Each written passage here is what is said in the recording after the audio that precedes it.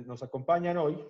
Primero quiero presentar a María Eugenia Dávalos, economista senior en la práctica global de pobreza y equidad del Banco Mundial, concentrada en la región de América Latina y el Caribe y anteriormente en Europa y Asia Central. Actualmente lidera los programas de pobreza y equidad para Bolivia, Costa Rica y Perú. Ha trabajado en varios temas a lo largo de su carrera en el Banco Mundial, incluyendo movilidad económica, mercado laboral, género, migración y determinantes de pobreza y desigualdad. Para Bolivia, ha estudiado las tendencias de pobreza y desigualdad en los últimos años y en este momento está explorando los efectos de la crisis del COVID-19. Obtuvo una maestría en gestión de la política económica en el Centro para el Estudio de Investigación sobre el Desarrollo Internacional en Francia y fue becada Fulbright para realizar su PhD en Economía en la Universidad de Fordham en Nueva York, Estados Unidos. También nos acompaña Lieke Andersen. Lieke Andersen obtuvo el título de doctora en Economía de la Universidad de Aarhus en Dinamarca. Ella ha conducido investigaciones sobre desarrollo y pobreza y desigualdad en América Latina por más de 20 años como directora ejecutiva de la Fundación INESAD. Ha sido gerente científico de Conservación Internacional Bolivia y economista jefe en la Universidad Católica Boliviana. Desde el 2018 está dirigiendo la Red de Soluciones para el Desarrollo Sostenible SDSN, que tiene como host a la Fundación Solidez y a la Universidad Privada Boliviana. Es una escritora prolífica con más de 300 publicaciones, incluyendo una docena de libros y más de 20 artículos en revistas revisadas por pares. Actualmente está preparando el Atlas Municipal de los ODS en Bolivia. María Alejandra González Pérez nos acompaña desde Colombia. Tiene un doctorado en comercio en énfasis de negocios internacionales y responsabilidad social corporativa de la Universidad Nacional de Irlanda en Galway y también tiene una investigación postdoctoral de la Community Knowledge Initiative del CECA y de la NUI de Galway. Es profesora titular de la Universidad EAFIT en Colombia. Fue vicepresidente del 2015 al 2018 de la Academia de Negocios Internacionales AIB, la principal asociación mundial de académicos en negocios internacionales. Desde el 2018 y hasta el 2021, es presidente regional para América Latina y el Caribe de AIB Latinoamérica. Ha publicado 15 libros y más de 60 artículos científicos indexados internacionalmente en las áreas de internacionalización de empresas, países emergentes, sostenibilidad y responsabilidad social empresarial junto a migración internacional. Es columnista de Forbes y por 9 años consecutivos para la revista Dinero.com. Realmente un placer, queridas colegas, poderlas tener acá para discutir este tema de pobreza y desigualdad. Entonces, vamos a comenzar con la presentación de la doctora María Eugenia Dávalos, quien nos va a presentar Bolivia en los tiempos de COVID-19, impactos en los hogares y medidas de mitigación.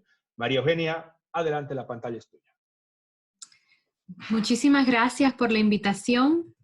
Para mí es un placer poder presentarles cómo ha ido evolucionando nuestro pensamiento alrededor de esta crisis, que bueno, creo que la magnitud de la misma nos ha tomado a todos desprevenidos. En febrero estaba yo en La Paz y nunca pensé que ahora ya en mayo la situación fuera la que es. Pero quiero compartir algunos análisis preliminares que hemos estado preparando con un equipo integrado por Ronald Cueva y Javier Romero y yo, por supuesto, y tengo el honor de presentarles. Entonces es sobre todo pensando en el impacto ahora mismo en el corto plazo, es decir, durante este periodo de cuarentena, y las medidas de mitigación sin entrar mucho todavía a lo que será un periodo súper importante de reactivación y de recuperación en el cual ya debemos empezar a pensar también, pero que no forma parte todavía del análisis que ahora les voy a presentar. Entonces son dos mensajes principales que salen de lo que tenemos hasta ahora y les voy a ir describiendo los supuestos que hacemos en el análisis de manera cuidadosa porque al final del día no tenemos datos duros todavía para realmente saber la magnitud del choque. Pero el mensaje principal, número 1, es que una gran proporción de los trabajadores y los hogares afectados ya eran vulnerables, ya estaban en condiciones menos, serán severamente afectados y se encuentran sobre todo en áreas urbanas. Y ahí nuestro supuesto de cuáles son los trabajadores que más afectados se ven por esta crisis ahora en el corto plazo, que es un supuesto importante en el análisis que voy a presentar, son los trabajadores en empresas pequeñas, muy pequeñas, de menos de 5 empleados y trabajadores por cuenta propia, sobre todo en los sectores industria y servicios, ya que hasta ahora el impacto en agricultura se ve mucho menos pronunciado o de hecho no se ve un impacto tan negativo por el momento, según la información que tenemos. Estas empresas pequeñas, estos cuentapropistas, representan de todas formas una parte importante del sector privado de Bolivia. Y número 2, las medidas de mitigación que se han tomado con los programas que ustedes seguro bien conocen, efectivamente reducen la presión hacia arriba en la pobreza y la desigualdad. Pero al igual que en la mayoría de los países de América Latina, se espera un aumento de la pobreza y la desigualdad en Bolivia por la magnitud y la duración de esta crisis.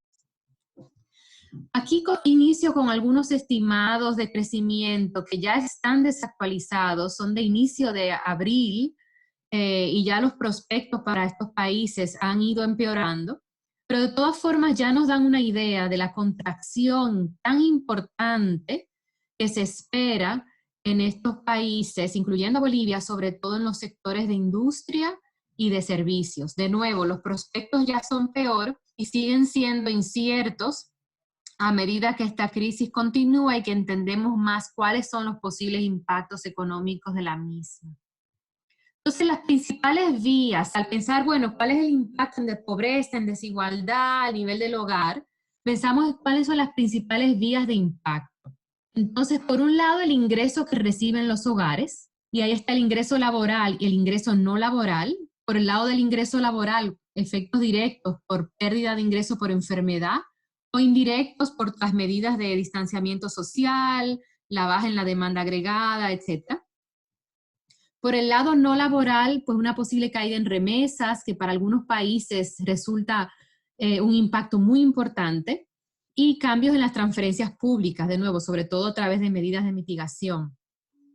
Hay otros impactos que vienen a través de consumo, como cambio de precios de bienes, gastos en salud, acceso a servicios, pero argumentamos que, al menos ahora en el corto plazo, el impacto más pronunciado es definitivamente a través del mercado laboral y a través de efectos indirectos. De nuevo, choques en empleo e ingreso, pérdida de empleo e ingreso por las medidas de distanciamiento social, por la baja en la demanda, entre otros. Entonces, de ahí parte nuestro análisis a través de ese canal de transmisión. Entonces, como le mencioné, hacemos un supuesto de quiénes son los potencialmente más afectados por la crisis, que eran estos trabajadores en industria y servicios, que llamamos empleos vulnerables, cuentapropistas y en estas firmas más pequeñas. Esto es al menos, vamos a decir, es un supuesto conservador, porque personas en empresas más grandes de 5 empleados también se han visto afectadas, pero al menos estos trabajadores en industria y servicios, cuentapropistas y en empresas pequeñas, consideramos que son los más vulnerables. Y estos son 2.4 millones de trabajadores, 40% de los trabajadores a nivel nacional. Y vemos en esa gráfica de la izquierda que están sobre todo esos trabajadores vulnerables en zonas urbanas. Si ampliamos ese supuesto para incluir trabajadores en empresas más grandes, por ejemplo, en sectores particularmente afectados como hoteles, restaurantes, turismo, pues este panorama se vería aún más severo. Vemos que esos trabajadores están a través de todos los departamentos, ligados tanto a la concentración de la actividad económica como al tipo de industria que se encuentra en los diferentes departamentos, con Santa Cruz teniendo la mayor parte de trabajadores afectados bajo este supuesto comparado con los demás departamentos. Vemos también que hay un porcentaje alto de trabajadores urbanos no calificados, enfocándonos en las zonas urbanas, que vemos que son las más vulnerables, de nuevo, porque estamos asumiendo que industria y servicios son los sectores más afectados. Vemos que hay una gran parte de esos trabajadores no calificados, 48% vulnerables, que ya nos habla un poco de de los mecanismos que tienen esos hogares, esos trabajadores de aguantar, ¿no? De dónde se encuentran quizás en la distribución de ingresos de Bolivia. Asimismo, la mayoría son informales, 94% con una definición de formalidad, vamos a decir, relativamente limitada, que si tienen AFP, si están ligados a la AFP, pero ya de nuevo nos da una indicación del nivel de vulnerabilidad de esos hogares, porque no cuenta con un respaldo, vamos a decir, de una empresa que los pueda mantener por un tiempo en lo que la situación mejora, como es el caso de algunas empresas. Como parte del análisis que hemos estado realizando, hemos construido, y me perdonan que dos o tres de las diapositivas están en inglés en algunos de los labels, pero estamos desarrollando un índice de calidad del empleo, de calidad del trabajo, que tiene varias dimensiones de ingreso, de seguridad laboral, etc.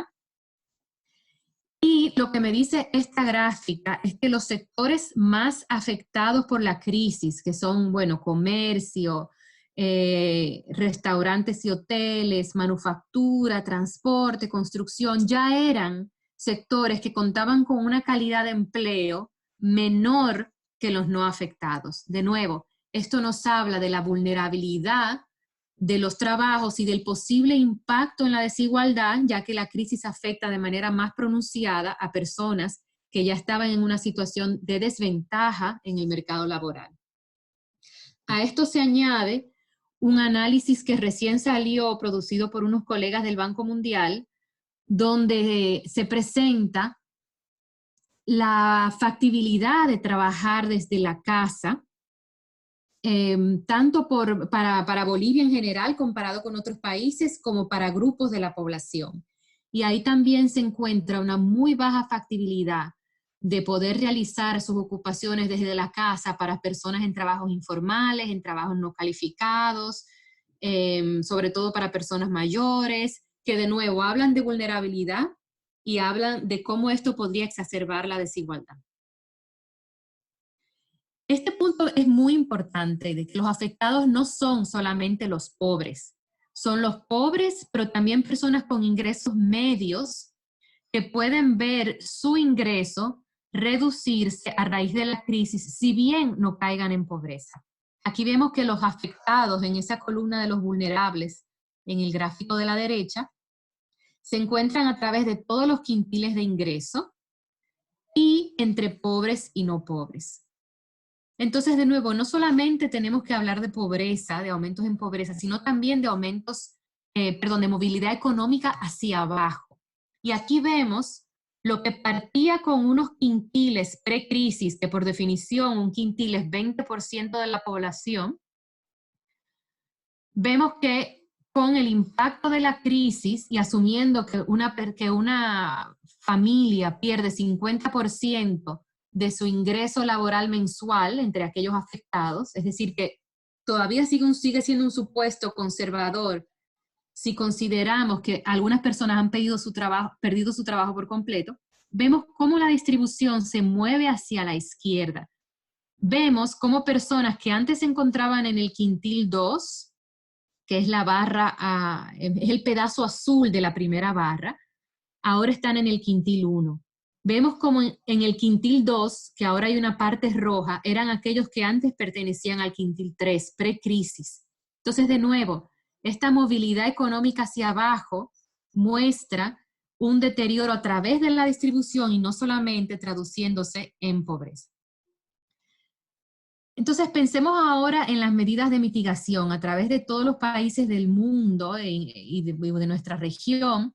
Los gobiernos están sacando medidas intentando mitigar los impactos de esta crisis tan severa a nivel del hogar. En el caso de Bolivia, se hicieron 3 programas de transferencias sociales, el bono familia, que seguro ustedes conocen muy bien, el bono familia, sobre todo apoyado en el sistema educativo, beneficiarios del bono Juancito Pinto expandido, se expandieron a otros grupos. El bono canasta familiar, basado sobre todo en beneficiarios del bono Juana Zurduy y Renta Dignidad, de nuevo también con algunos cambios en la elegibilidad. Y finalmente el bono universal para llegar a aquellos hogares con los que no se llegaban a través de los otros 2 bonos, intentando sobre todo aquella población, por ejemplo, joven, que no tiene personas mayores en el hogar, que no tiene niños en el sistema escolar, pero que también se veían afectados por la crisis o estaban en necesidad. Y así el bono universal vino a llenar esa parte. Entonces, si vemos la cobertura de esos programas en su conjunto, vemos que los programas llegan a la totalidad de una forma, a través de un programa u otro. Prácticamente la totalidad de los hogares en Bolivia se han visto beneficiados por los programas de transferencia. En crisis como esta, no es sorprendente que se prefiera tener errores de inclusión, es decir, incluir a personas no afectadas, a tener errores de exclusión, dejar personas fuera que no fueron afectadas por la crisis. Entonces, efectivamente, en el caso de Bolivia, se ve una cobertura muy alta a través de todos los quintiles de ingreso, urbano-rural, grupos de edad, población pobre, de los programas que se implementaron. Asimismo, si lo vemos por el lado de los trabajadores y no por el lado solamente de los hogares, vemos que también formal, informal, cuentapropistas, de alta y baja calificación, vemos que a través de alguno de esos programas le llegó un beneficio de las transferencias. Entonces, sabiendo ya cuál es el impacto, de nuevo, al menos con los supuestos que planteamos en este análisis, cuál es el impacto esperado en los grupos afectados y cuáles son las medidas de mitigación, quisimos explorar un poco cuál sería el impacto en el ingreso del hogar, asumiendo pérdidas en el ingreso laboral, pero asumiendo también que los hogares recibían los beneficios de estas medidas de mitigación que el gobierno implementó. Entonces, lo que vemos en esta gráfica es el ingreso, si asumimos el ingreso mensual de un hogar y asumimos un escenario donde el hogar pierde en ese mes, por eso hablo siempre de análisis a corto plazo, porque no tenemos un análisis todavía para decir la pobreza del 2020, pero si lo vemos ahora, la pobreza de un mes de cuarentena, y vemos escenarios donde el hogar perdió 25% de su ingreso, o 50% de su ingreso, o 75% de su ingreso, que de nuevo pueden equivaler a semanas dentro de un mes, desde una semana hasta las 4 semanas de un mes, vemos cómo tenemos personas que hubiesen caído en pobreza sin las medidas de mitigación y las personas en la barra más oscura, las personas que efectivamente cayeron en pobreza, aún con las medidas de mitigación, a medida que la pérdida de ingreso se prolongaba a lo largo del mes. Entonces, el mensaje aquí es que efectivamente los bonos contribuyen de manera muy positiva a reducir la presión hacia arriba de la pobreza. A medida que la cuarentena se prolonga, que es algo que estamos viendo de nuevo en todos los países de la región, la capacidad de aguante, de soporte de los hogares, pues se va limitando más y se va reduciendo más. Esto es asumiendo el choque en el grupo de personas afectadas que les mencioné al principio, y vemos cómo en un mes, si un hogar pierde, si los hogares afectados pierden el 100% de su ingreso, pues ya hay 1.2 millones de personas que en ese mes tendrían ingresos por debajo de la línea de pobreza de Bolivia.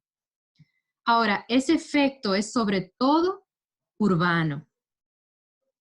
Si lo vemos aquí separado por zonas urbanas versus zonas rurales, de nuevo, porque estamos asumiendo con los datos que tenemos que no ha habido un impacto severo en el sector agrícola, vemos como la mayoría de esos que están cayendo en pobreza son personas en las zonas urbanas. En un mes, un 100%, y con una pérdida de un 100% del ingreso, es decir, una pérdida completa del trabajo de esas personas, 1.7 millones de personas podrían haber caído con ingresos por debajo de la línea de pobreza. En las zonas rurales no vemos ese efecto, sino que vemos personas a las cuales los bonos lograron mitigar cualquier impacto, pero donde también el impacto no fue tan severo como en zonas urbanas.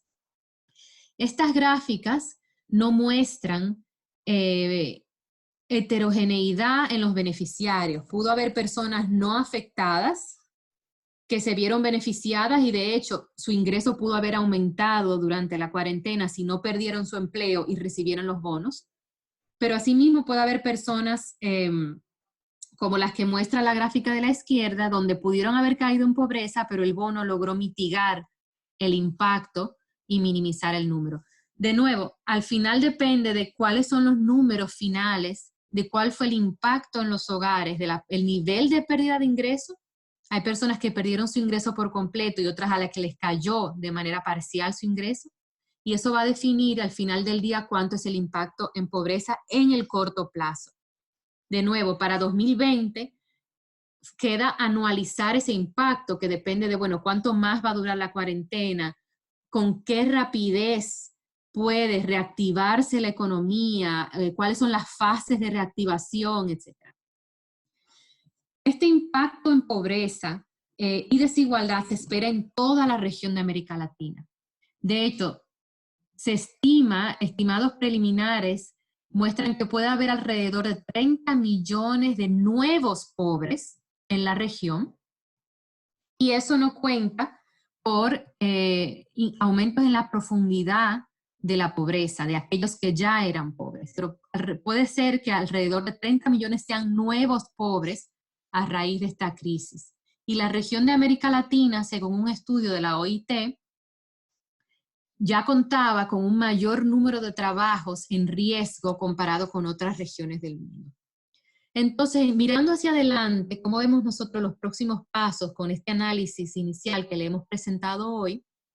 Los resultados del trabajo que está haciendo el Instituto Nacional de Estadística de Bolivia con la encuesta continua de empleo van a ser muy relevantes para poder entender cuáles son los impactos con data dura de esta crisis. Asimismo, en el Banco Mundial estamos implementando una encuesta telefónica de 3 rondas que también nos darán información. Entre otros, nos queda entender mecanismos de subsistencia de los hogares. Aquí no tenemos incluido si el hogar tenía medidas de ahorros o se endeudó, que puede tener implicaciones para más adelante, o si recibió transferencias privadas para poder aguantar el impacto de la crisis. Es súper importante también entender el impacto en las firmas y, como mencioné anteriormente, pensar en los impactos frente a la reincorporación y reactivación del mercado laboral. Ya empezar muy rápidamente a pensar en este mediano y largo plazo a medida que salimos del periodo de cuarentena. Aquí paro y muchísimas gracias de nuevo, agradeciendo por la invitación.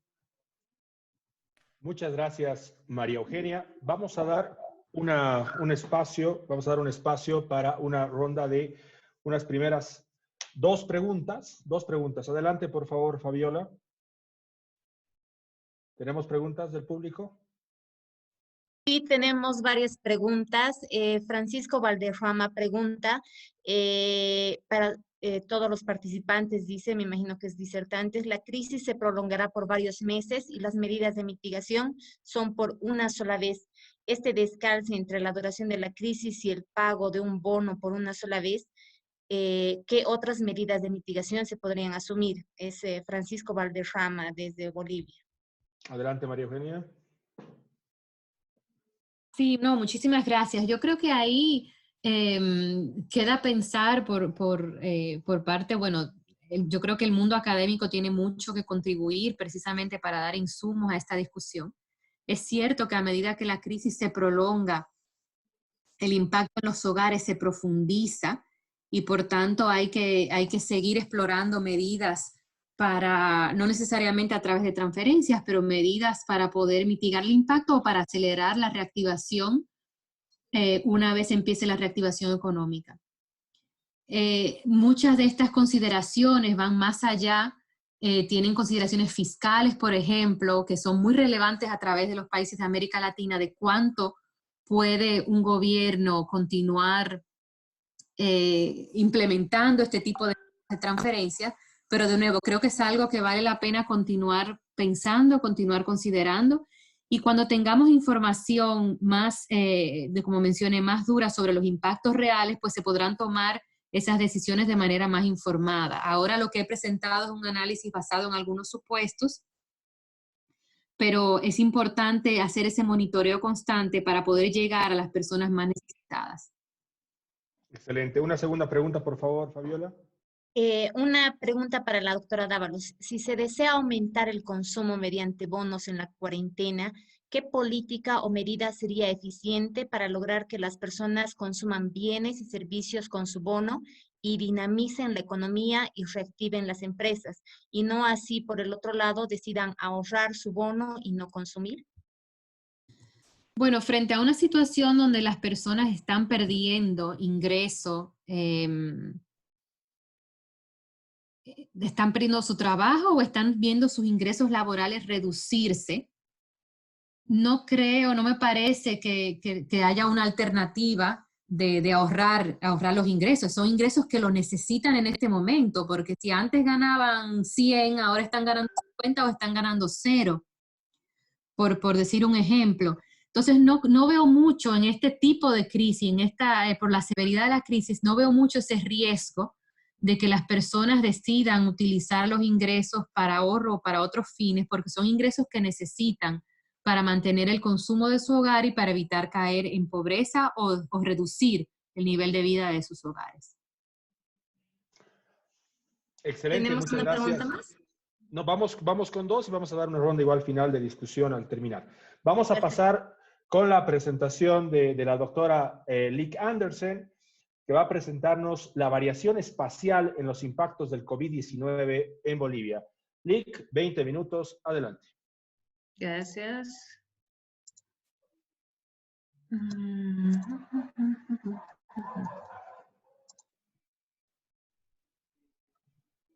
Me imagino que lo ven, ¿no? Sí, correcto. Adelante. Se ve bien. Ya. Bueno, yo voy a analizar 3 preguntas principales hoy. El primero es, ¿quién es más vulnerable a los impactos directos del virus en términos de salud? ¿Y quién es más vulnerable a las medidas de mitigación del virus, es decir, la cuarentena y todo esto? ¿Y qué estrategias podemos implementar para evitar grandes aumentos en pobreza y desigualdad? Primero, unas premisas básicas. No hemos logrado erradicar este virus, así que va a estar aquí con nosotros hasta que logramos inmunidad grupal por tener 60, 70, 80% de la población infectada o vacunada. Pero la vacuna va a tardar por lo menos 12 meses y tal vez mucho más. Así que no hay que confiar demasiado en esto. Y hasta la fecha, menos de 0.1% de la población se ha infectado. Así que falta mucho para llegar hasta 60, 70%, especialmente a esta velocidad que vamos ahora. Así que necesitamos soluciones que son sostenibles para por lo menos un año, tal vez más que un año. ¿Qué es esto?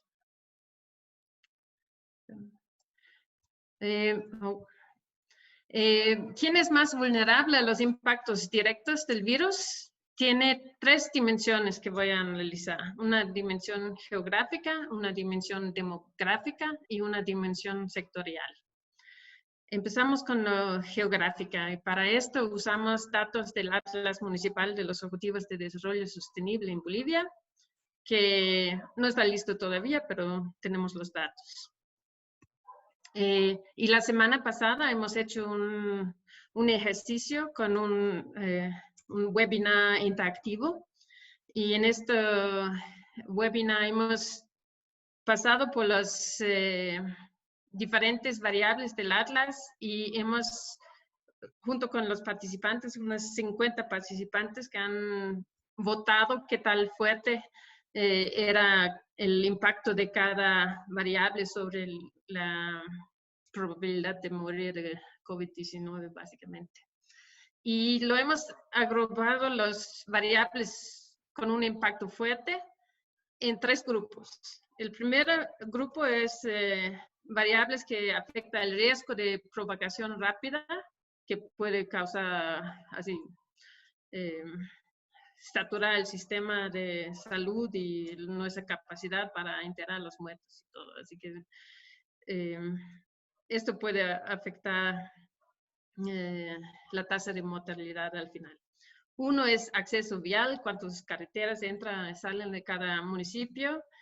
Otro es centralidad de la migración, que es un indicador que muestra con cuántos diferentes municipios está conectado un municipio a través de migración reciente.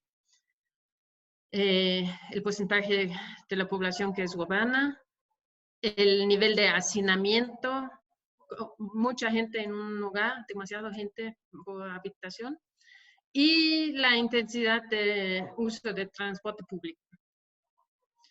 El segundo grupo, sí, y tenemos los mapas de las diferentes variables. Hacinamiento realmente es en las tierras bajas, que esto es un problema. Hay algunos municipios que tienen mucho más transporte público que otros. La Paz, El Alto, Achocalla, Pailón, La Ribera. Son lo que normalmente consideramos bueno para el desarrollo sostenible, pero para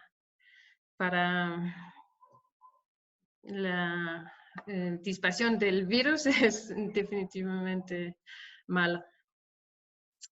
El segundo grupo de variables es cómo está el estado de salud en cada municipio. Y los participantes del webinar la semana pasada han escogido 5 variables que son más importantes para la probabilidad de la tasa de mortalidad de COVID-19, el nivel de obesidad, el dengue, tuberculosis, VIH y el porcentaje de la población que es mayor a 60 años. Hay buenas razones de todo esto, ¿no? Porque normalmente sabemos de los resultados en Nueva York, por ejemplo, que el nivel de obesidad es el factor. Hipertensión y obesidad son factores, comorbilidades muy importantes. No tengo datos de hipertensión. Tuberculosis también, porque es una complicación en los pulmones similar al COVID-19. Dengue puede causar... Tener varias epidemias al mismo tiempo, obviamente, es más complicado. Y sobre todo los viejos, claro. El sobrepeso en mujeres es sobre todo en Beni y Santa Cruz, que esto es un gran problema. Dengue es más al norte del país. Tuberculosis es disperso, pero es mucho en ciudades y más en las tierras bajas que en las tierras altas. Y VIH también, sobre todo en las ciudades. La última dimensión de la dimensión geográfica es la capacidad de respuesta ante el virus. Y allá hemos escogido 5 indicadores también: cobertura de agua, cobertura de saneamiento, la desigualdad en educación, porque se considera que se necesita una respuesta coordinada de la población, que no puede ser que algunos hacen una cosa y otros otra. Y la capacidad de ejecución del presupuesto de los gobiernos locales, porque los que ni siquiera pueden ejecutar su presupuesto planificado para el año, difícilmente van a poder reaccionar óptimamente frente a algo no planificado. Y el nivel de inversión pública per cápita. Agua potable y saneamiento es un problema en todo todo el país, casi todo el país. Y esto obviamente es un problema frente al COVID-19, dado que tenemos que lavar nuestras manos bien muchas veces por día. Sí, ya. Con estos 15 variables, indicadores escogidos como que tengan un impacto fuerte sobre la probabilidad de morir por COVID-19, estos hemos estandarizados de 0 a 100 y los hemos agregado con igual peso y nos da un índice de vulnerabilidad al COVID-19 para los 339 municipios. Ribealta sale como el más vulnerable de todos los municipios, seguido por Trinidad, Montero, Santa Cruz de la Sierra, Cobija, Guayaramerín, Cochabamba, etc. Allá hay un mapa. Sí, Beni bastante vulnerable en comparación. Los municipios de Beni bastante vulnerables y Santa Cruz también. Y mucho menos en las tierras altas. Y no hemos incluido nada de la altura y radiación ultravioleta y otras cosas que dicen que también podía afectar. Ya. Esto era la dimensión geográfica. Y aquí estamos graficando el índice de vulnerabilidad contra las necesidades básicas insatisfechas, que mide el nivel de pobreza. Y vemos una correlación negativa. Es decir, los municipios más pobres generalmente son menos vulnerables a los efectos de COVID-19 sobre la salud, por lo menos. La dimensión demográfica, sabemos de la evidencia de todos los otros lugares donde le ha tocado fuerte el COVID-19, que a mayor edad, bueno, son los mayores que mueran básicamente. En Italia, de más de 27,000 muertos hasta la fecha, solo 3 tenían menos de 20 años. Es realmente llamativo. Y desde los datos de las encuestas de hogares de Bolivia, sabemos que la pobreza entre los mayores de 60 años es menos que entre los menores de 60 años. Así que también en esta dimensión de edad, los pobres son menos vulnerables. Finalmente, la dimensión de género, sabemos que los hombres son mucho más vulnerables a COVID-19 que las mujeres. Prácticamente la probabilidad de morir es el doble. Y bueno, en general las mujeres ganan menos, así que aquí el COVID-19 también está más favorable a los que ganan menos. La última dimensión que afecta la probabilidad de morir es no solamente en qué municipio vives y qué edad y género tienes, pero también qué estás haciendo, qué trabajo. Y hay algunos trabajos como dentistas y médicos que están así súper cerca de gente y muchas diferentes personas todos los días que están expuestas, mientras que los menos expuestos probablemente son trabajadores agrícolas, gente que recolecciona castaña en el bosque, por ejemplo. No tiene mucho contacto con gente. Ya. Bueno, esto era el análisis de los impactos de salud y quién está más afectado por el COVID-19 en términos de salud. Y no son los más pobres que son más afectados.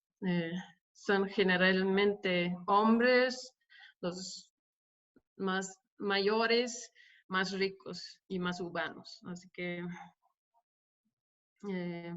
esto es la buena cosa en términos de pobreza y desigualdad. Pero ahora vamos a analizar el efecto de las medidas de medicación, porque es otra cosa. Según este índice de la respuesta de los gobiernos alrededor del mundo, Bolivia es uno de los que ha implementado cuarentena más estricta. Hay un índice que va de 0 a 100 y Bolivia está en 97.35 y solamente hay 3 países del mundo que son aún más estrictos que Bolivia: Congo, Honduras y Kuwait.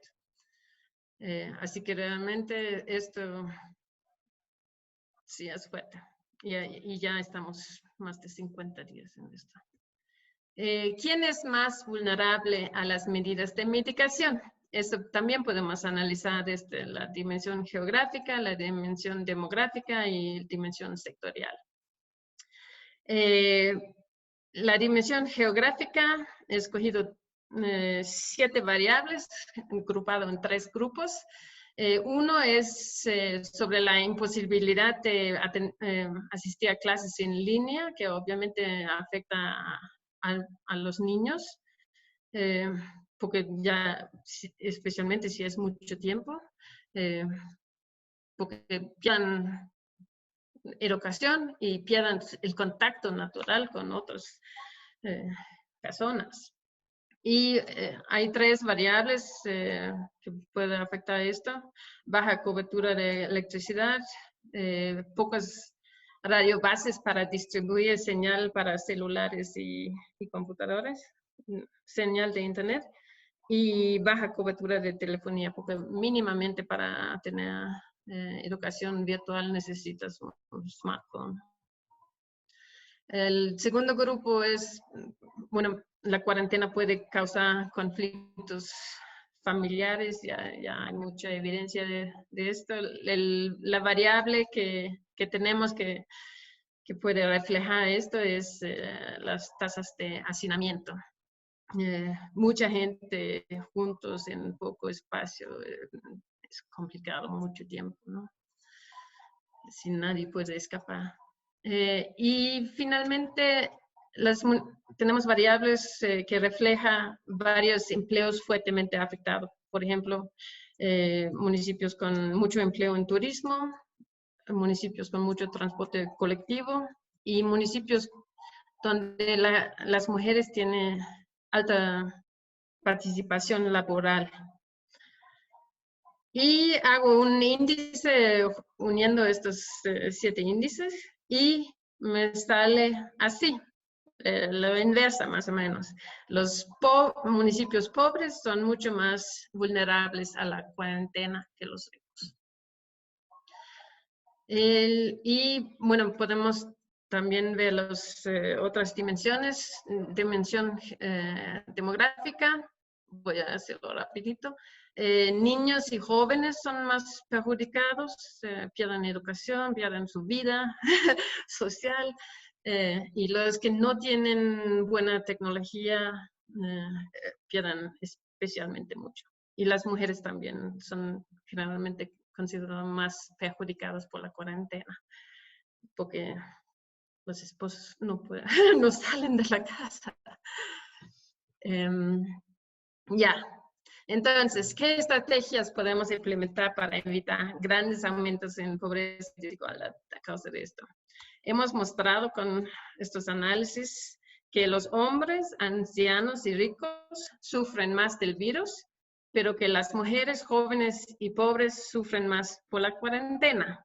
Entonces, la conclusión lógica: vamos a liberar a jóvenes, mujeres y pobres para que estudien y trabajen y creen inmunidad grupal, y mantener a hombres, ancianos y ricos en cuarentena para que no se contagien hasta que pasa esto. Obviamente hay unos detalles, variaciones pequeñas, pero por allá debería ir la gran estrategia. Muchas gracias. Muchas gracias, Lic. Muy Muy interesante tu presentación y bastante motivante para la discusión, pero justamente los puntos que planteas son verdaderamente interesantes y obviamente salen del análisis correlacional que has sacado entre las variables. Vamos a pasar igual a dos preguntas. Adelante, Fabiola. Una pregunta dirigida a la doctora Andersen dice, ¿cómo evitar que en un año se llegue a alcanzar el 70% de casos infectados? Bueno, lo podemos evitar si seguimos en cuarentena, la gran mayoría, pero el efecto va a ser peor que el virus, el tratamiento. La otra es esta estrategia que yo digo, que los menos vulnerables al virus, es decir, las mujeres, los niños jóvenes, saludables,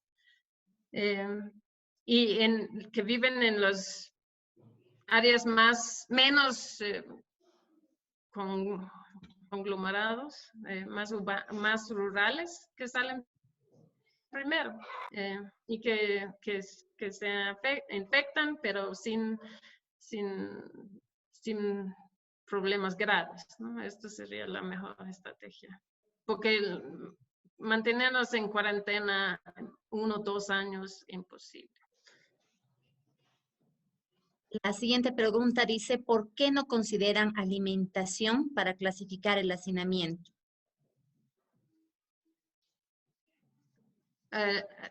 No sé, pero el tema de la alimentación también es es un buen punto.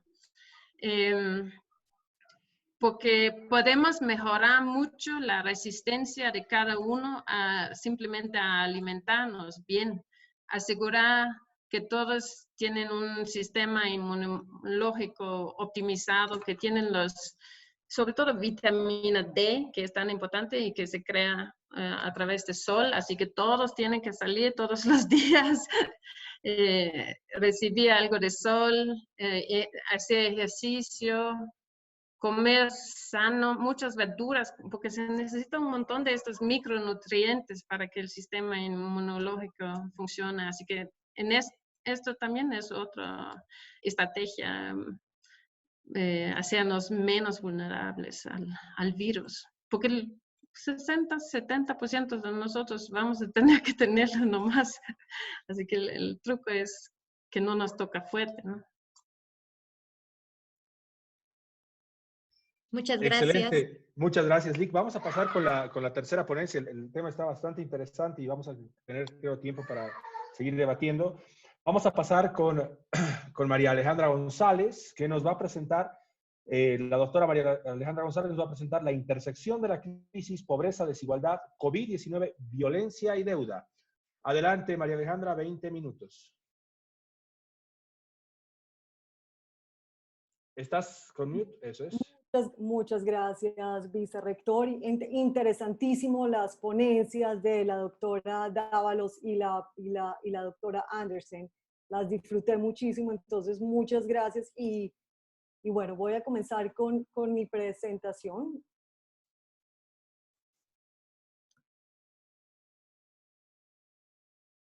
Quiero agradecer nuevamente a Fabiola Monge por la invitación y por la organización de este evento, así como a mis buenos amigos en Bolivia y sobre todo a mis colegas en la Universidad Privada Boliviana. Aprovecho y saludo a Sergio, quien es el presidente de IB en Bolivia.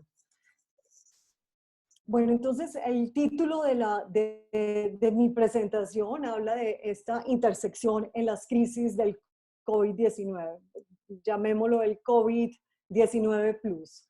Lo que nosotros estamos viendo, lo que pasa con el COVID no es necesariamente una sola crisis, de hecho no es una sola crisis, es una crisis que es una combinación de crisis y una intersección que se agudiza en el momento de la pandemia. Tenemos una combinación de aspectos que fueron presentados por ambas de las conferencistas anteriores. Miremos en términos generales, esto es una imagen de Visual Capitalist y en Visual Capitalist dicen que con la pandemia hay muchos hay muchos aspectos que van a agravarse, pero uno de ellos es el hambre en el mundo, en donde se estima que es la situación de hambruna en el mundo por temas de falta de seguridad alimentaria pudiera duplicarse. Hay unos temas interesantes, estos también lo presentaron de manera general mis predecesores, las dos presentaciones anteriores. Hay 11 países en estos momentos en América Latina y el Caribe que están recibiendo financiación de emergencia y alivio a la deuda. 11 de esos países, como les dije, son en América Latina, el Caribe. Bolivia es uno de esos 11 países. En la región de América Latina, vamos a ver más adelante, pero tenemos 215 millones de pobres, tenemos 53% de las personas en la región no tienen ningún cubrimiento de seguridad social, 65% en todos los países de la región no tienen una cotización a pensiones. Entonces tenemos una situación que es grande. Cuando hablaba al comienzo de esta intersección de crisis, tenemos que recordar lo que estaba haciendo América Latina y muchas partes del mundo en octubre, noviembre y diciembre del año 2019. Como si ustedes hacemos un poco de reversa y de memoria lo que estaba pasando en diferentes países, incluyendo Bolivia. Recordemos bien que tenemos unas manifestaciones sociales, las personas fueron a la calle por insatisfacciones en lo político, insatisfacciones en lo económico, insatisfacciones en lo social, pero teníamos una colección de malestares. Estos malestares, lo que pasa con la crisis ahora es una exacerbación de esos. Estos son los datos actualizados a mayo 11 de la financiación de emergencia al Banco Monetario Internacional, los 11 países de América Latina. Tenemos países como República Dominicana y Ecuador con unos préstamos muy altos a estos países precisamente por las afectaciones tan grandes con el COVID. Que advirtió también el Fondo Monetario Internacional que algunos países siguen siendo vulnerables y van a seguir siendo vulnerables a las nuevas protestas, principalmente si las acciones políticas para mitigar la crisis del COVID-19 se perciben como insuficientes o favorecen injustamente a grandes empresas en lugar de las personas. Esta situación de las marchas, o sea, de estas protestas sociales de las cuales fuimos testigos en diferentes partes del mundo, en las noticias en diferentes partes del mundo en abril 15 y abril 16 hicieron eco a este llamamiento o esta alerta que el Fondo Monetario Internacional llama. La CEPAL, esto es del martes, antes de ayer, esta es la foto de Alicia Bárcena y ella dice efectivamente las protestas volverán a América Latina si la respuesta a la pandemia es insuficiente. Entonces, y acá es muy, muy, muy importante saber que nosotros como comenzó la exposición la doctora Dávalos, la situación que nosotros estamos viendo no son situaciones nuevas. Es nueva la cuarentena, es nuevo el aislamiento, pero las situaciones de pobreza y desigualdad son unos problemas estructurales que ya venían en la región. Y es importante entonces que ahora que nosotros nos vemos en la obligación de una recuperación, una reactivación y una replaneación de muchos de los aspectos sociales y económicos, tengamos en cuenta que esta planeación definitivamente debe incluir a la disminución de la desigualdad y las brechas estructurales que existen en nuestros países en la región. Como ustedes saben, América Latina es la región más desigual del mundo. Recapitulemos un poquito y busquemos unos elementos adicionales. Entonces, como les decía, esta crisis es una intersección de varias crisis.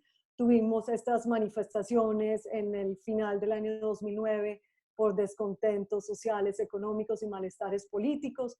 En América Latina y el Caribe tenemos experiencias en crisis, unas experiencias en crisis ambientales grandes, una región que tiene experiencias con terremotos, con volcanes, con inundaciones, con grandes sequías, con incendios, unas afectaciones muy grandes. Teníamos una experiencia de resiliencia, pero no teníamos esta proporción en tamaño.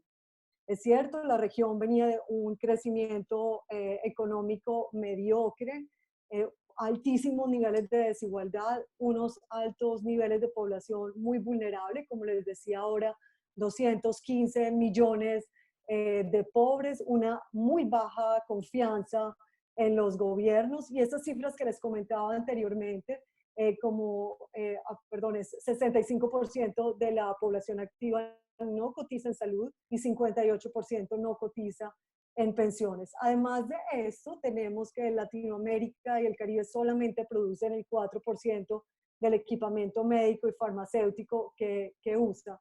Y tenemos un asunto adicional que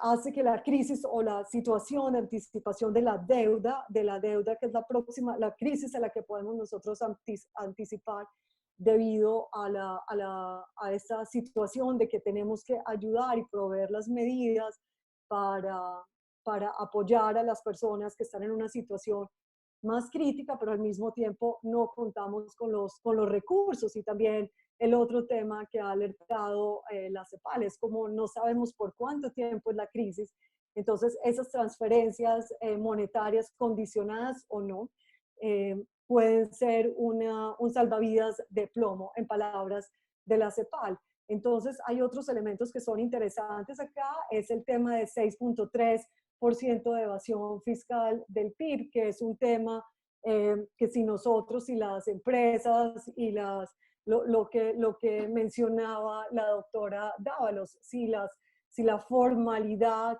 en las empresas en América Latina fuera más alta y estas empresas pagaran sus impuestos, y al mismo tiempo si tuviéramos si la evasión fiscal no fuera tan alta o en unos porcentajes tan altos, contaríamos con los recursos para poder tener más oportunidades para apoyar a más personas. Entonces, miremos que con el COVID se profundizan estas crisis en plural. Lástima que en español no tengamos cómo escribirlo de manera plural, pero venían desde antes. Y hay una combinación perversísima. O sea, tenemos el COVID, como bien han explicado nuestras conferencistas anteriores, pues hace una restricción de la oferta debido a la cuarentena y al estar enfermos otras personas, cerrarse los centros de producción. Hay una contracción severa de la demanda, un colapso del consumo de la inversión y un incremento de la percepción de riesgo de la inversión. Este es el reporte que he estado mencionando, es el reporte de la CEPAL del 12 de mayo del 2020, de hace 2 días. Es un reporte que cuenta con 5 sesiones. La verdad es que los invito a estudiar en profundidad este reporte. Algunos de los temas que bien lo han señalado tanto la doctora Dávalos como la doctora Andersen es que tenemos unas poblaciones que son más vulnerables y los ámbitos en los que incide la pandemia en estas poblaciones son vulnerables, son en los temas de salud física y mental, nutrición, educación, ingresos laborales, otro tipo de ingresos, el tema de trabajo infantil y los servicios básicos, el trabajo de cuidado no remunerado y en los temas de violencia intrafamiliar.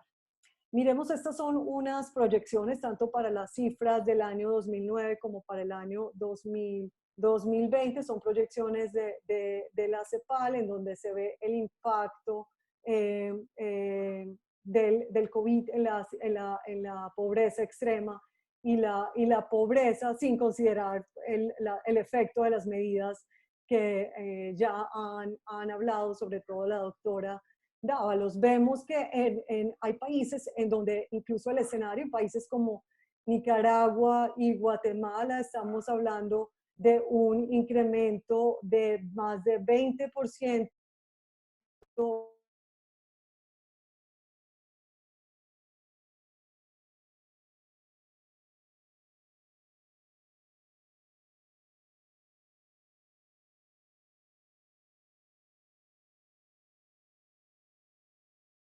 es alto. Aquí hay unas cosas que son muy delicadas. O sea, nosotros, en la región y el mundo, había venido con unas metas grandes desde los objetivos de desarrollo del milenio, con intervenciones de políticas sociales y económicas de diferente tipo, con unas acciones del sector privado, con un compromiso muy grande de diferente tipo de organizaciones. El trabajo que se ha logrado desde comienzos del siglo XXI ha sido bastante, y lo que se anticipa con el COVID es un retroceso de 13 años en materia social, lo cual es muy grave.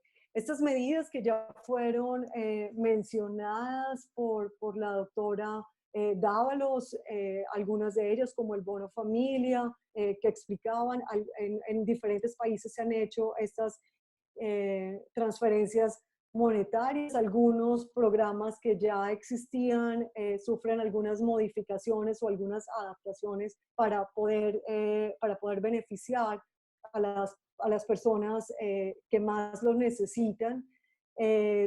También se ha hecho unos anticipos, unas ampliaciones de las coberturas, y también se ha trabajado con diferentes organizaciones públicas, organizaciones privadas de servicios públicos, para tratar de proteger esto. Otras de las medidas que se han hecho son las tomadas por los gobiernos, pero al mismo tiempo apoyadas por las empresas, pero al mismo tiempo apoyados por los gobiernos, medidas que son en los temas de las condiciones laborales y otros apoyos directos a las familias. En el momento que nosotros regresemos, especialmente cierto tipo de actividades económicas que van a tener o que tenían una intensidad de contacto físico mayor, las adecuaciones para lograr el distanciamiento social, esto probablemente va a incrementar los costos de producción en muchas de las empresas, y nos encontraremos con una situación difíciles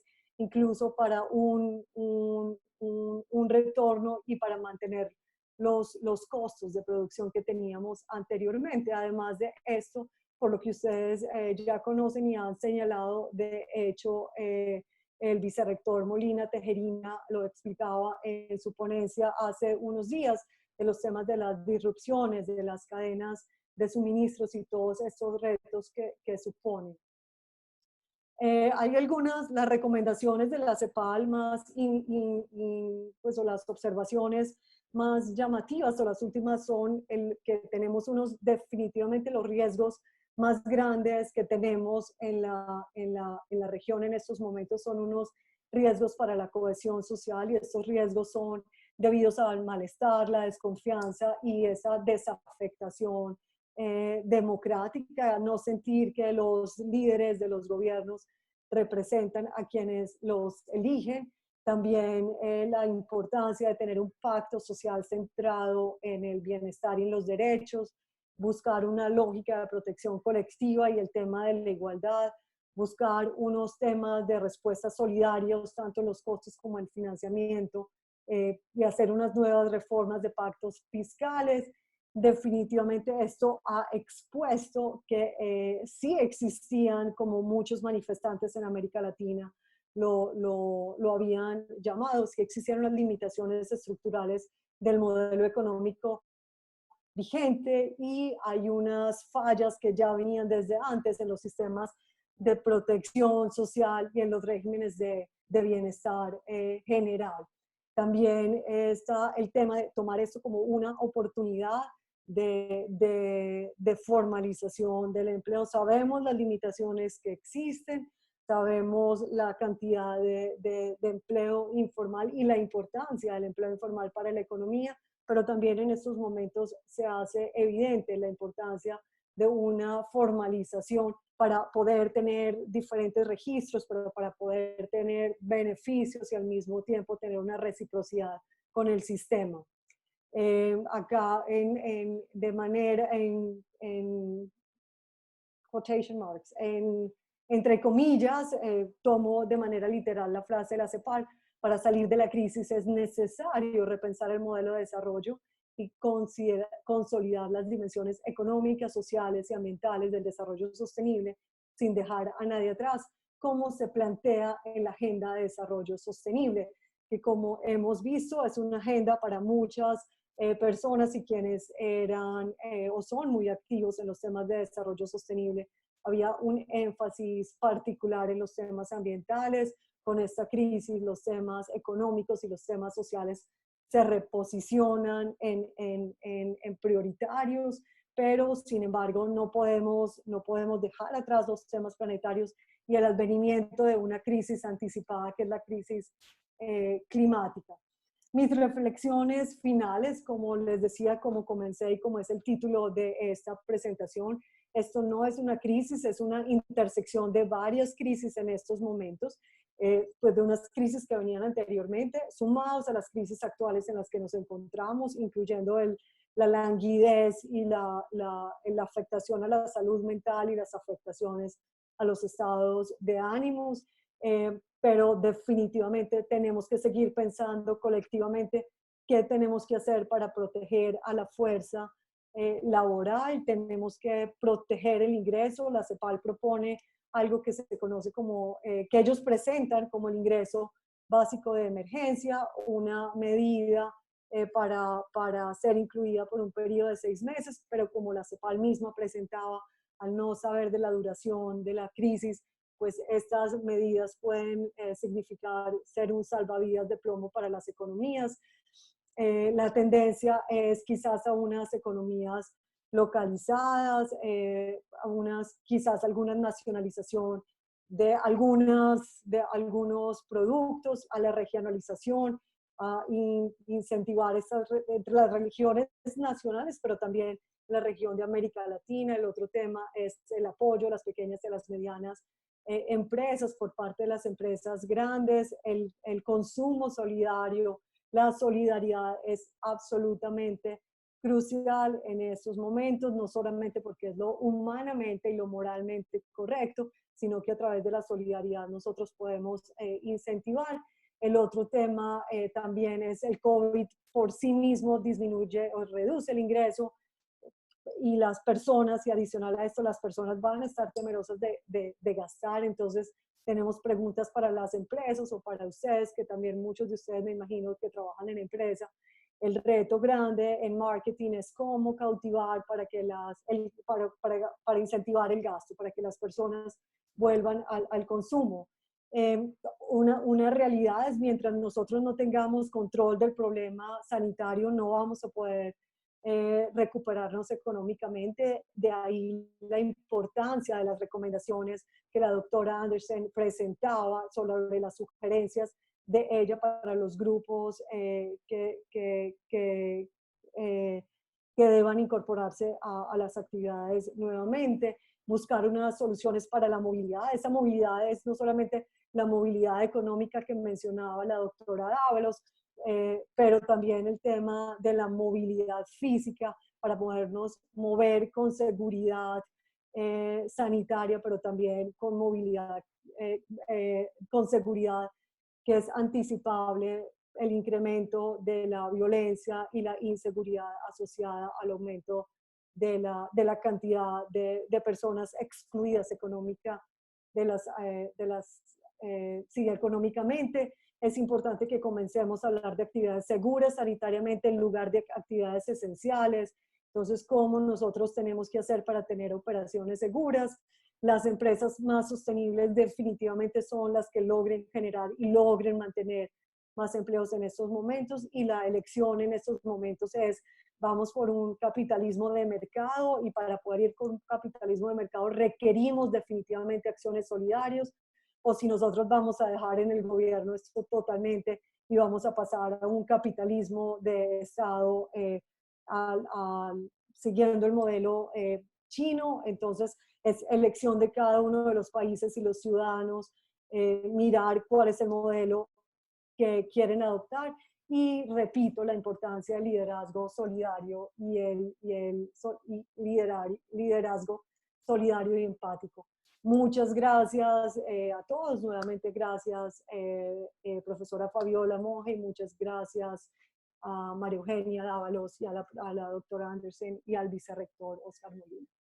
Muchas gracias, María Alejandra. Vamos a pasar a un par de preguntas para luego pasar a una ronda de discusión grupal. Adelante, Fabiola.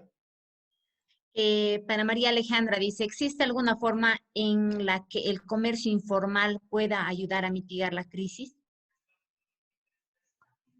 Como decía, hay diferentes tipos de crisis. El rol del comercio informal ha sido muy importante económicamente, pero como vemos en estos momentos, el hecho de que la economía informal no tenga una cotización al sistema de salud, no sea contribuyente, pues nos cobra factura en estos momentos. Entonces, el comercio informal tiene una contribución. Hay algo del comercio informal que podemos aprender muchísimo.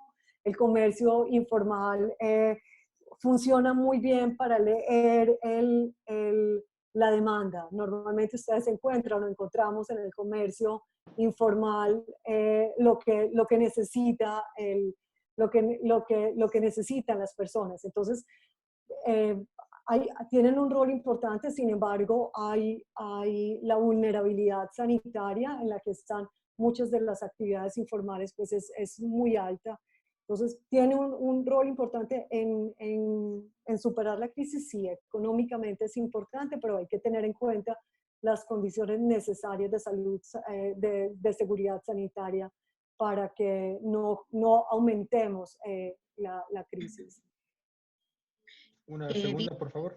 Dice, buenas noches, doctora Alejandra González. ¿Piensa que la regla de Malthus con respecto a que la población tiene un crecimiento geométrico y que la producción crece de forma aritmética en un futuro sí tenga efecto cuando los alimentos no alcancen para toda la población? Saludos, Ricardo.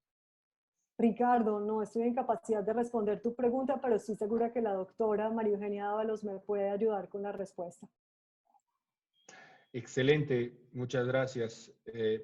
Vamos a pasar, y me gustaría un poquito motivar la discusión de ustedes tres, porque estamos tocando una correlación bastante complicada, ¿no? Porque por un lado decimos, si nosotros analizamos históricamente la situación en el mundo de la pobreza, nos vamos a dar cuenta que posiblemente la pobreza es la causante de la mayor cantidad de muertes en el planeta en los últimos años.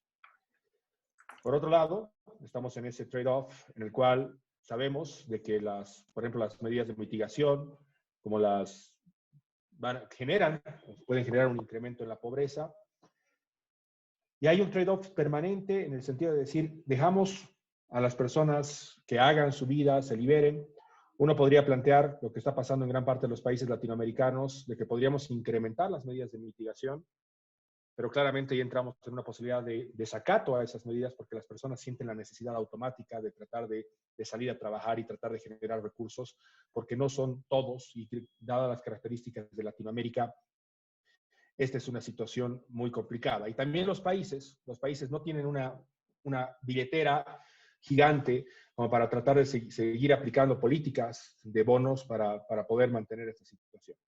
Entonces, sobre todas estas disyuntivas que tenemos entre pobreza, desigualdad, COVID, cuarentena, a mí me gustaría escuchar, ¿no?, el punto de vista de cuál debería ser, en base a todo el análisis que ustedes han realizado, cuál debería ser el siguiente paso de países con las características como Bolivia y seguramente de los países latinoamericanos que nos enfrentamos a eso. Porque el debate ha ido mucho más allá de simplemente decir, oye, crisis epidemiológica versus crisis económica. Al final del día es vida contra vida, ¿cierto? Economía contra economía. Muchos van a plantear, por ejemplo, decir, oye, deberíamos liberar y dejar que todas las personas crezcan. Algunos nos podrían decir, deberíamos seguir el modelo de Suecia, pero las características son diferentes. Entonces, para las características particulares de nuestros países, y en particular de Bolivia, ¿cuáles deberían ser los siguientes pasos si tenemos muy en cuenta todos los trade-offs que están presentes en esta situación? Voy a comenzar con María Eugenia Dávalos. Y bueno, si quiere comentar lo de Malthus, yo personalmente digo que los alimentos crecen de manera exponencial gracias a la tecnología, así que no creo que estemos ni siquiera cerca a la hipótesis malthusiana del fin del mundo. Pero adelante, María Eugenia. Gracias, Oscar. De acuerdo con el comentario sobre la teoría de Malthus, no se ha cumplido en lo que va de la historia. Mira, para la pregunta que haces, esa es la pregunta del millón. Aquí en Estados Unidos, por ejemplo, donde estoy basada, es un debate diario sobre abrir la economía versus las medidas de distanciamiento para limitar, como dicen, para aplanar la curva famosa de la cual se habla de los casos de COVID. Sí que es muy difícil poder hablar de una solución, vamos a decir, certera a lo que estamos viviendo. Pero definitivamente, como bien decías, es un trade-off entre, por lo menos ahora en la fase temprana de la crisis, es un trade-off entre vida y economía. Y la mayoría de los países de América Latina y del mundo de por sí han tomado estas medidas de distanciamiento social para poder manejar el impacto por el lado de la salud, que es la prioridad. Bueno, evitar que mueran más personas, evitar que los sistemas de salud se desborden con los casos, etc. A medida que vamos aprendiendo y que va avanzando, vamos recibiendo información y que va avanzando la crisis y que se van tomando las medidas y que vamos todos internalizando en nuestro comportamiento el posible impacto de esta crisis con el uso de mascarillas, etcétera, ya podemos empezar a pensar, bueno, ¿cuál es el próximo paso? No soy experta en temas de salud, pero definitivamente sé que tienen que haber algunas condiciones básicas por el lado de salud, por el lado sanitario, para poder empezar a hablar de la reactivación económica.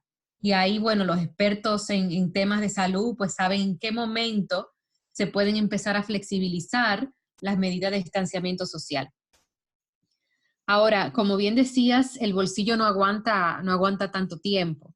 Así que es importante ir monitoreando como se está haciendo, no solamente las tendencias en salud, que como mencionaba, creo que la doctora Anderson el otro día en el seminario que hizo el INE, mencionaba que tenemos datos de infección, de contagios a diario, pero los datos de empleo, de impacto en el ingreso laboral, no son datos que tenemos a diario, no son datos que nos llegan día a día para saber, bueno, cuántos hogares van cayendo en pobreza, etcétera. Y eso es algo que de hecho deberíamos tomarlo como lección aprendida de poder tener mecanismos de respuesta más rápido. Pero definitivamente pronto debemos empezar a pensar en reactivación, y lo que están haciendo los países es, una vez se cumplan esas medidas sanitarias, o las condiciones básicas para poder empezar a pensar en la reactivación, empezar con fases que nos vayan llevando de una manera gradual para evitar un retroceso por el lado sanitario, que nos lleve de nuevo al punto de partida o a una situación aún peor que la que estamos viviendo actualmente por el lado de salud. Pero esa parte de reactivación es súper importante, y mencionaba la doctora González algo que debemos mantener siempre en cuenta, y es que la crisis ha reflejado barreras estructurales que tenían las economías de América Latina, problemas que existían ya, por ejemplo, en los sistemas de protección social, en poder promover la inversión privada, que en el caso de Bolivia, por ejemplo, es muy baja. Entonces, la crisis nos da la oportunidad, cuando estamos pensando de reactivación, en tomar esos problemas de frente, ver, bueno, cuáles son las medidas que hay que tomar para que finalmente la inversión privada en Bolivia crezca, el sector privado pueda crear empleo. Hay temas ahí de regulaciones laborales, temas impositivos, temas de simplificación de procesos, etcétera. por el lado de los programas de protección social hubo mucho aprendizaje, asumo, ahora en el proceso de crear estos programas de emergencia que pueden internalizarse para estar mejor preparados para cualquier crisis futura que venga. Creación de registros sociales sólidos que permitan identificar quiénes son las personas afectadas, tener flexibilidad en los programas de protección social que permitan esa rápida respuesta que se vio necesaria frente a esta crisis. Entonces yo lo que veo es hacia adelante una oportunidad de reflexionar de cuáles eran los problemas que teníamos y que se vieron exacerbados por esta crisis, se vieron reflejados aún más y poder atacar esos problemas para empezar la reactivación de una manera como un boom a la economía, pero a la vez manteniendo muy de cerca el monitoreo de la parte sanitaria, que de nuevo, no es una parte de la que yo puedo hablar, pero hay expertos que pueden dar información, mucha información precisa sobre cuáles son esas condiciones. Lo voy a dejar hasta ahí, pero como ven, mi respuesta Excelente. es como por diferentes frentes, porque no creo que hay una respuesta para esa pregunta del millón. No hay una respuesta. Y ojalá que esta cuarentena haya servido para gran parte de los países para mejorar el sistema sanitario y que si necesitas una cama la puedas tener en su momento. Lick, adelante. Y bueno, definitivamente no podemos abrir todo de golpe porque el virus está allá afuera y se contagia rápidamente si todos salimos. Así que tenemos que mantener mucho tiempo, así todas estas medidas de distanciamiento, evitar contacto física con muchas diferentes personas. Pero sí, hay que empezar a abrir así gradualmente con los menos vulnerables, monitorear cómo va, así poco a poco. Liberamos un grupo, vemos qué pasa, liberamos otro. Para calibrar bien este proceso se necesita buena información y yo no tengo mucha confianza que los datos de contagios están ni cerca de la realidad en Bolivia. Bueno, en ningún país, de hecho, en muy pocos países. Pero mínimamente creo que deberíamos monitorear cuántos mueren cada semana de todas las causas en Bolivia para ver, y en diferentes lugares, ¿no? Para ver dónde está empezando a crecer fuera de control y hay que imponer más restricciones. Pero yo creo que es súper difícil para un gobierno central manejar todas estas variables, optimizar todo esto. Porque la cosa es, tenemos que minimizar el daño total de esta pandemia, ¿no? Nos ha tocado una mala cosa y va a haber daño. Es inevitable. Solamente hay que minimizar el daño, no hacerlo peor que necesario. Así que hay que ir soltando poco a poco los más saludables, los más jóvenes, los menos vulnerables, y empezar a hacer funcionar todo y adaptarnos cada uno. Y mucha responsabilidad personal, yo creo. Sé que esto funciona bien en Suecia, pero hay que probarlo. También los bolivianos no son tan estúpidos tampoco, que necesitan un mano duro.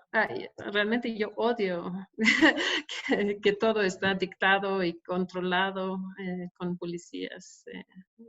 No es sostenible.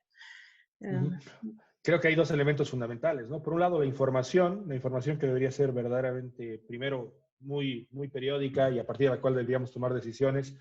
Y lo que tú dices es un elemento clave, que es el tema de la conciencia individual, y eso está a través de la educación, de que todos estemos conscientes de que tenemos que vivir con esta pandemia y que tenemos que ser también responsables de nosotros mismos. María Alejandra, la pregunta difícil.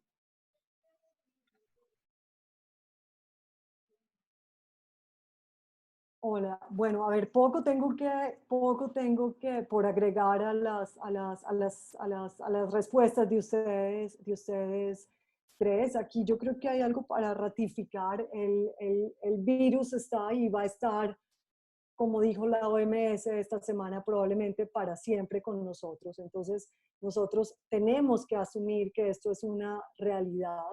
tenemos que aprender a vivir con eso, tenemos que aprender a manejar nuestras protecciones personales, y estoy absolutamente de acuerdo con la doctora Andersen en que tiene que ser un tema paulatino, o sea, de no todo el mundo, y entender que las vulnerabilidades son diferentes para muchas personas. Pero acá sí es un tema, creo que todos los países tenemos que asumir nuestras vulnerabilidades, nuestros problemas estructurales, como decía la doctora Dávalos, y saber que tenemos que aprender a vivir con esta gran limitación, que es un virus del que nos podemos contaminar, un virus del que la gente se muere, pero necesitamos aprender a protegernos.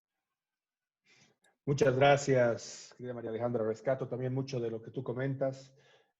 Tenemos que aprender a vivir en la nueva realidad. Esa nueva realidad también es un mundo de nuevas oportunidades, a partir de las cuales tenemos que también reinventarnos, no solamente desde las personas, hacia las familias, hacia las empresas, hacia las instituciones. Y tenemos que pensar, y rescato también ese tema, de que este no es un momento de aplicar. Está bien, en el corto plazo vale la pena seguir pensando en los temas coyunturales del COVID, pero esa es la tremenda oportunidad que tenemos todos los países para verdaderamente discutir los problemas estructurales, ¿no? Y los problemas estructurales van mucho más allá de nuestras limitancias a una pandemia, ¿no? Que no tengamos hospitales, que no tengamos clínicas, que no tengamos cosas, viene de muchos años atrás por las políticas que tenemos que pensar de aquí en hacia adelante, para que si en algún momento nos vuelve a tocar alguna situación así, estemos mejor preparados, y que este año o 2 años que tengamos que vivir con esta situación la podamos hacer de la mejor manera. Y vivamos con optimismo, con educación, con conciencia, porque estoy seguro que como países latinoamericanos, como planeta, como personas, vamos a salir de esta y vamos a salir posiblemente mejor parados. Así que quiero agradecer tremendamente la presentación de la doctora María Eugenia Dávalos, de la doctora Alika Andersen, de la doctora María Alejandra González, como siempre, la tremenda organización de Fabiola Monge y su equipo. Y muchas gracias por haber participado de este nuevo webinar. Agradezco también a todas las instituciones que apoyan a este tipo de eventos. Hoy nos apoyó el Banco Mundial, la Universidad de AFIT, la Sociedad de Economistas de Bolivia y, por supuesto, el SDCN Bolivia. Así que muchas gracias. Hemos llegado a un tope de 500 personas y cerca de 200 en Facebook. El récord hasta ahora, más de 700 personas que han visto el webinar. Así que muchas gracias y buenas noches y nos vemos la próxima semana. Chao. Muchísimas gracias. Buenas noches. Gracias. Buenas noches, muchas gracias a todos. Gracias.